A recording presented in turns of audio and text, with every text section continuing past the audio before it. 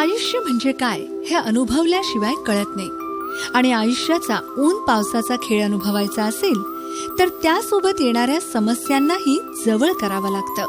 या समस्या कधी येणार, कोणत्या स्वरूपात येणार हे आपल्या हातात नसतं, पण याचं मूळ कारण शोधून त्या समस्यांचं निराकरण करणं हे नक्कीच आपल्या हातात असतं.